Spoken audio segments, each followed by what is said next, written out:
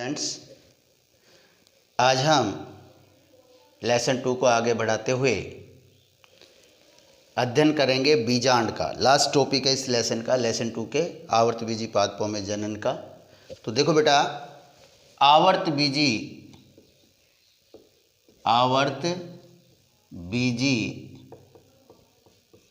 पादपों में जनन वाला जो टॉपिक है, लेसन है, इसका लास्ट टॉपिक है आज। और लास्ट टॉपिक क्या है बेटा? बीजांड। क्या है बेटा? बीजांड।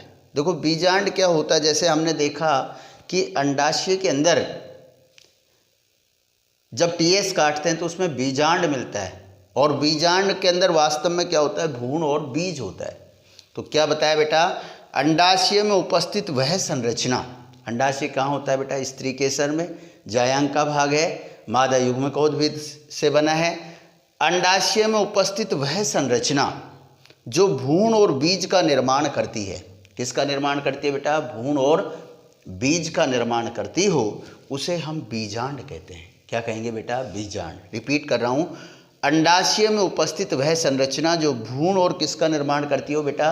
बीज का निर्माण करती हो, उसे हम क्या कहेंगे? बीजांड कहते हैं। और बीजांड के यदि हम टाइप्स देखें तो बीजांड के जो टाइप्स हैं मुख्यतः 3 चीज़ों पर निर्धारित हैं: बीजांड व्रंत, निभागी क्षेत्र और बीजांड द्वार। बीजांड द्वार आप जानते हैं जहाँ से पराग नलिका प्रवेश करती है।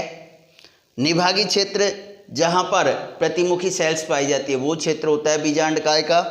और बीजांड व्रंत नीचे की ओर एक संरचना होती है जहाँ से बीजांड हाइलम या नाभिक से जुड़ा हुआ होता है।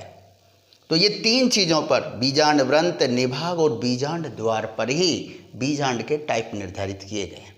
अब देखो बेटा, बीजांड के टाइप देखें तो बीजांड के कितने टाइप्स हैं बेटा? 6 टाइप्स हैं। 6 टाइप्स कौन कौन से हैं? ऋजु बीजांड, प्रतीप बीजांड, वक्र बीजांड, अनुप्रस्थ बीजांड, अर्ध प्रतीप बीजांड और कुंडलित बीजांड। अब देखो बेटा, सबसे पहले जो है वो कौन सा है? ऋजु बीजांड है।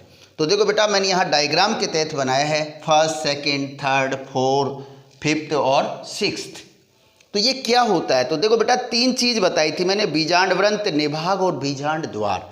और इसी के आधार पर हम बीजांड का टाइप्स निर्धारित करते हैं। तो फर्स्ट बीजांड है ऋजु बीजांड।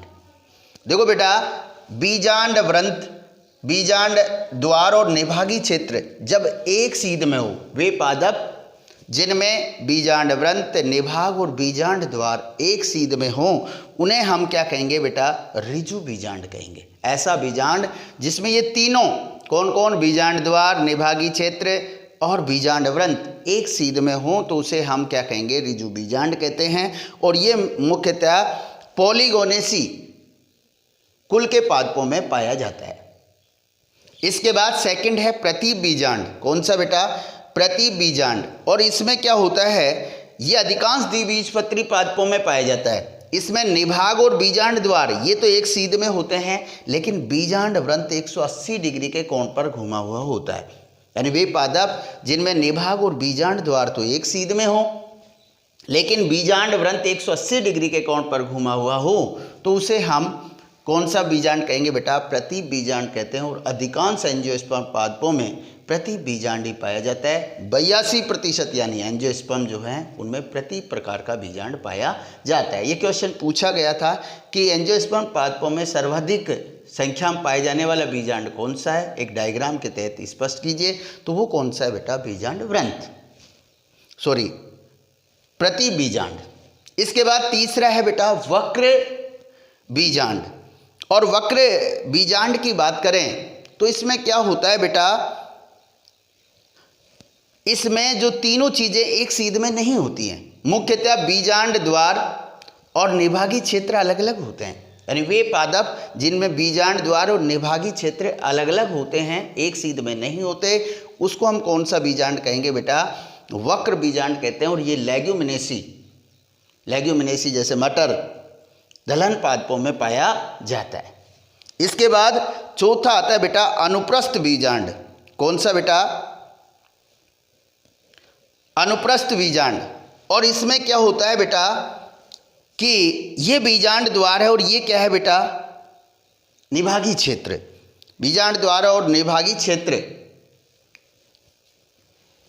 क्षेत्र ये बीजांड वृंत के समकोण होते हैं। अर्थात कौन सा बताया बेटा, चौथा प्रकार कौन सा है, अनुप्रस्थ। और अनुप्रस्थ जो होता है ये ब्यूटोमेसी कुल के पादपों में पाया जाता है। इसमें क्या होता है कि बीजांड द्वार और निभागी क्षेत्र बीजांड वृंत के समकोण पर होते हैं, इसके समकोण पर होते हैं। देखो इसके बाद आ जाता है बेटा अर्धप्रतीप।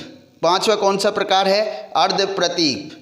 इसमें क्या होता है कि ये तो क्षैतिज होते हैं, यानी वे पादप जिनमें बीजांड द्वार और निभाग क्षैतिज स्थिति में होते हैं, और बीजांड जो वृंत होता है ये समकोण पर होता है। कैसे होता है बेटा, समकोण पर। और ये होता है प्रिम्यूलेसी कुल के पादपों में। कौन से पादपों में, प्रिम्यूलेसी कुल के पादपों में। और लास्ट आ जाता है बेटा, जो लास्ट बीजांड है वो है कुंडलित। क्या है बेटा, कुंडलित। और इसमें क्या होता है, बीजांड वृंत तो काफ़ी लंबा होता है और बाकी भाग बीजांड द्वार और निभागी क्षेत्र ये 360 डिग्री के कोण पर घूमे हुए होते हैं। तो इस तरह से ये था कौन सा, कुंडलित बीजांड। आज हमने अध्ययन किया बेटा बीजांड।